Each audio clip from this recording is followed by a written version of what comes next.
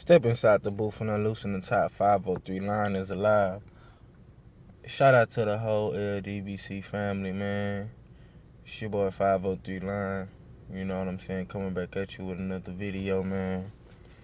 You know, in this video right here, man, I just want to be a little bit more intimate and kind of, just, come direct to the fans and just talk a little bit about boxing, man, and its current state and how the landscape is panning out to be as we come to the near end of this first quarter in next month. And man,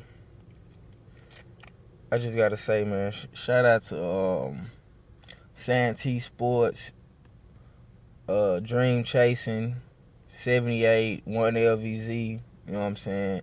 The whole new media, man. Black Fight Fan TV, you know what I'm saying? One half for the Texas Trio Boxing Talk, you know what I'm saying? And this Texas Boxing News.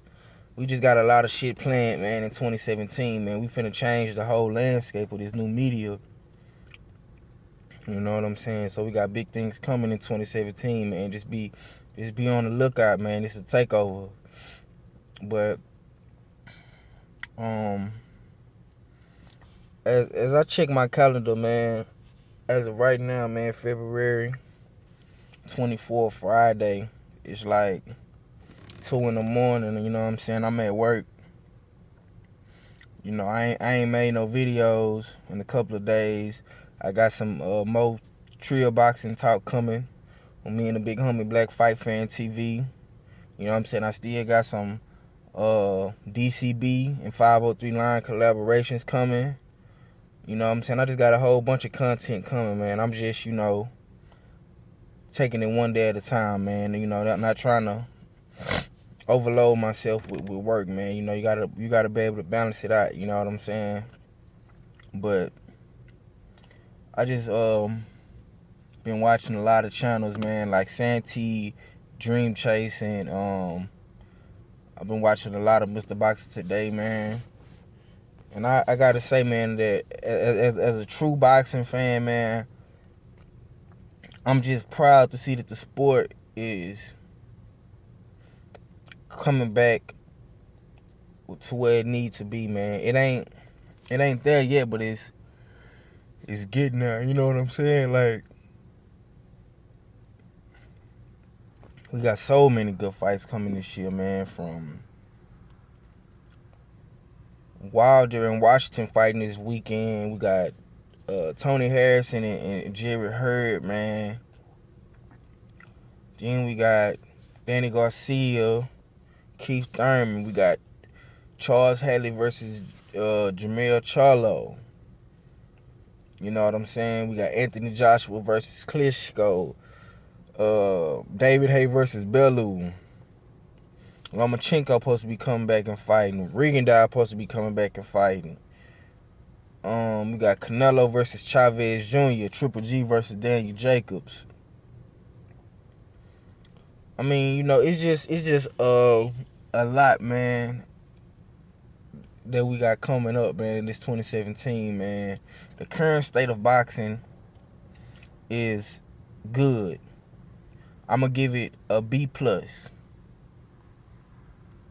It's at a B plus right now in 503 Lines opinion, because we still haven't got the major fights. We have good fights, but I'm talking about the fights that's gonna iron out a lot of the paper champions and a lot of these wannabe so-called champions, man. You know, we got Earl Spence in May versus Kell Brook. You know, I know I'm bouncing all over the place, man, but I'm just breaking down the current state of boxing, man. I like to talk the current state of boxing. It's at a B minus right now, in my opinion. In recent news, man, I've been watching Dream Chasing and Santee, and a couple of more guys made videos about these. Don't be mad at me if I'm leaving your name out.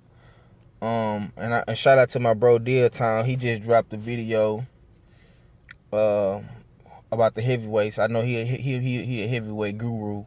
You know, him and Mr. Box today. Shout out to him too. But yeah, man, in recent news, I just found out that Amir Khan supposed to be fighting Pacquiao, so I'm guessing Pacquiao dropped Jeff Horn and picked up Amir Khan. I mean, which would make more sense because that's a bigger money fight for Pacquiao. And I know a lot of dudes in the LDBC gonna be upset. And you know, probably not just guys in the LDBC, but fight fans all across the world, whether you in the YouTube boxing community or you just on YouTube and you're a fight fan, or if you're a hardcore fan, casual fan. I know a lot of guys are probably gonna be upset that Manny Pacquiao isn't facing Terence Crawford next. He decides to fight Amir Khan.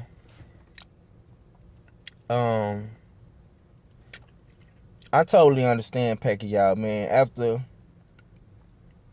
having conversations with Black Fight Fan TV and a couple of more dudes in the LDBC,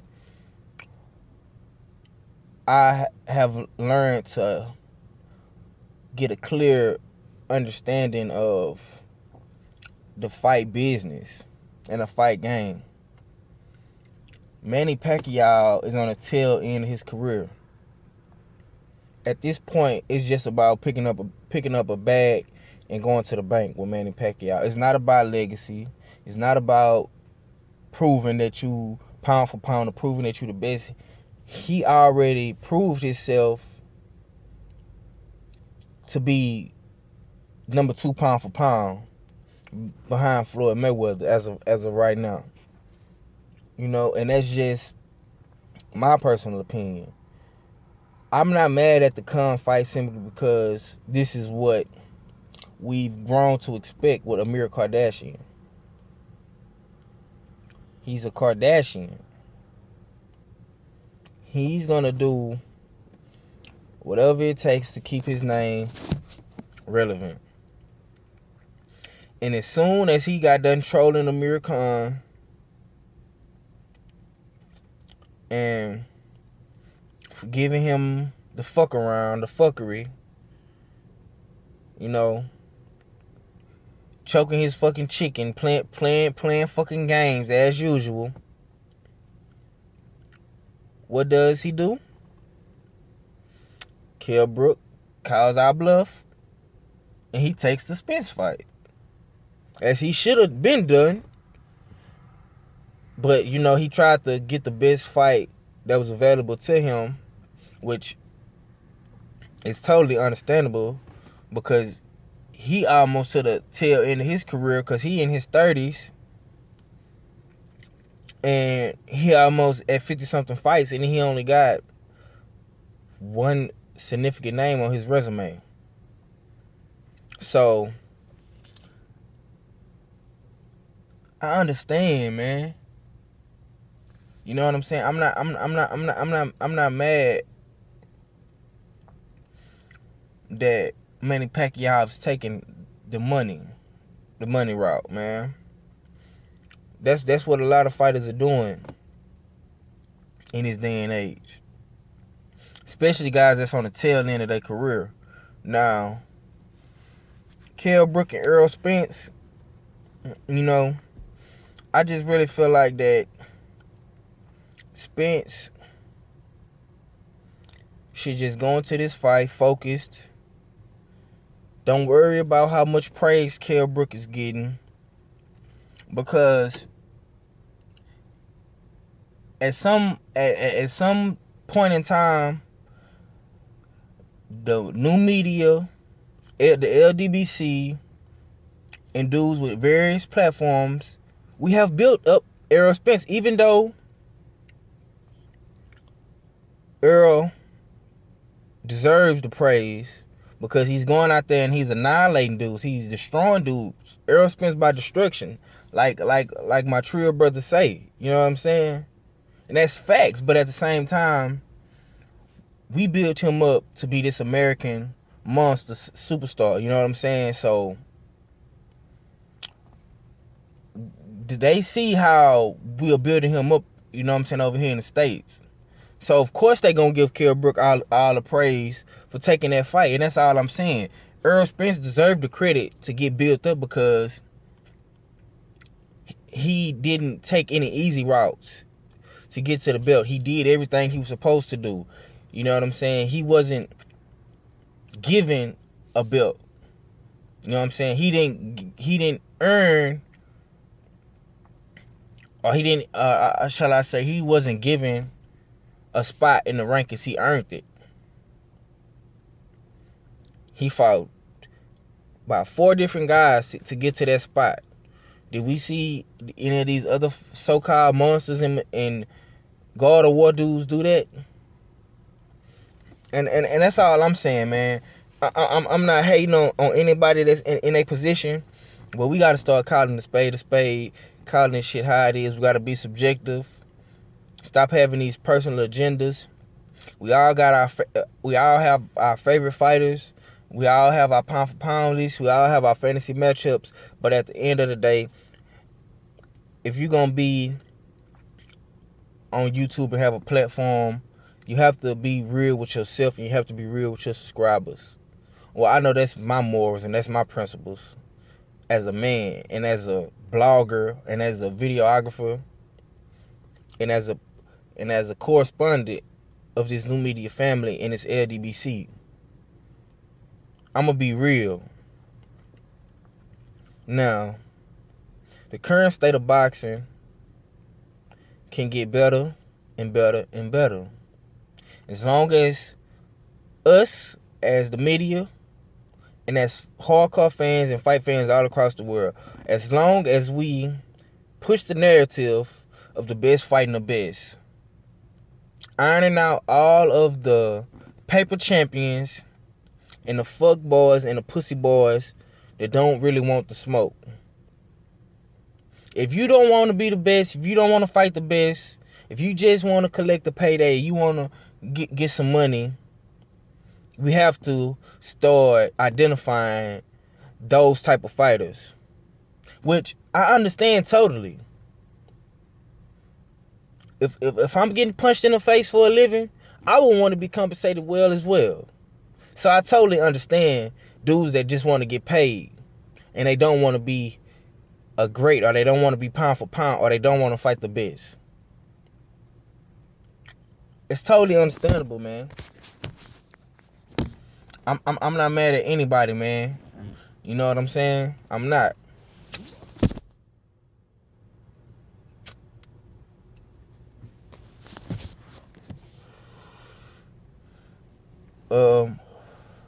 But my favorite fight probably out of all these fights right now, man,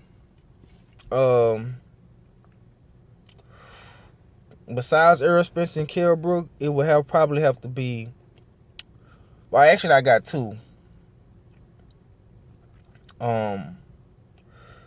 It would have to be AJ versus Klitschko and Triple G and Daniel Jacobs, man. I'm excited about the Keith Thurman and Danny Garcia fight, man, but I'm not gonna really talk or cover that fight as much, man, because it's just so many different race baiters and race layers to that fight, and people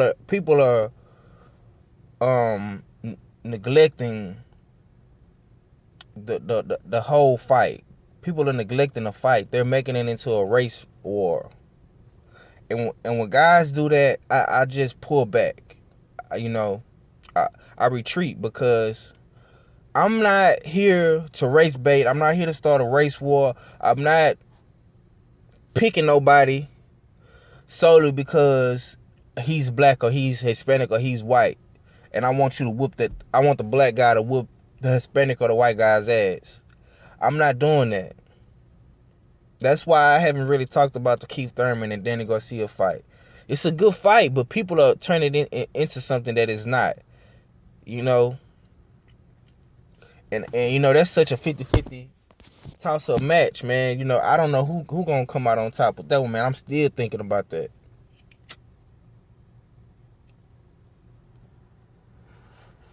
Um, but yeah, man, I would have to say AJ versus Klitschko and Triple G versus Jacobs and Spence versus Kell Brook. Um, of course, I like the Hadley and Charlo Texas grudge match. But Charlo has already proven himself as a champion. Um, so that's why I'm more excited to see Errol Spence finally get his just due. So I really just have to see if Spence is what we in the LDBC made him to be, and fight fans across the world made him to be, because we in the LDBC didn't just build up Spence. Okay, let's set the record straight on that. Spence got hype from all other platforms as well. He got hype from the Boxing Voice. He got hype from Fight Hype. He got hype from Floyd Mayweather. He got hype from Freddie Roach. He got hype from New Media, Boxing Ego, Dante, Barbershop Conversations. You understand? We in the LDBC didn't just build up Errol Spence and give him praise. He got praise from a collective group of people. Okay? Now, if he goes and does what he's supposed to do and he annihilates Kell Brook, he knocks him out within 12 rounds, I don't give a fuck if it's in the 10th round, the 9th round, the 11th round, or the 12th round. If he goes in there and knocks this man out, Errol Spence deserves all the praise in the world. And that's the way it's supposed to be, man.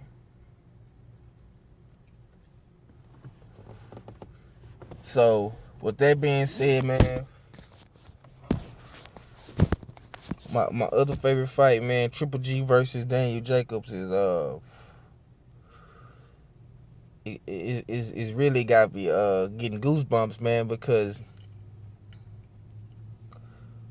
just me as a fight fan, man, knowing Daniel Jacobs' story and Triple G's story, man, and to see how these guys made their way to superstardom. Triple G, he's being built up and getting all this praise in the world, so I'm glad that Triple G is finally stepping up in competition, man, before he's too old or out of his prime or washed up, man. So for that, Triple G, I salute you, man. I wish you the best of luck in there against Daniel Jacobs, because this is going to be a tough fight for you. And I hope Daniel Jacobs can get the victory, man. I really want Jacobs to get the victory, simply because I don't like the fact that Triple G was built up and he hasn't really proven himself. He hasn't climbed up the rankings. He hasn't really earned it, man. In my opinion, man, he really hasn't fought no one of significance. In my opinion, he fought a lot of older guys that was on their last leg, or guys that was already damaged goods, in my opinion. And it's not Triple G's fault. He can only go up against who they put him in the ring with. So it's not his fault. I still like Triple G. I just feel like if he would have came to America sooner and fought more tougher guys back when the middleweight division was a little bit more stacked, when you had guys like Jermaine Taylor and dudes like cut from his cloth still around, I would respect them a little bit more, man. When you had real middleweights fighting at middleweight, man. I mean, you got dudes like Charlo moving up to middleweight, but he is improving at middleweight yet. So I'm not just gonna jump the gun and say he gonna go in there and beat Triple G, because I'd be a fool to say that, and that'd be crazy. that'll be some real fanboy shit. Even though I am a fan of Charlo, he is one of my favorite fighters. I'm not gonna say that, you know what I'm saying? But the current state of boxing, man, is at a B minus, man. It's almost to an A plus. You know, it could be an A plus by the end of the quarter, by the end of the fourth quarter, shall I say? You know, who's to say, man? The landscape of boxing might be different. Towards the end of the year, man, we might have an undisputed champion. So with all that being said, man, until next episode, this your boy 503 Line checking out, man.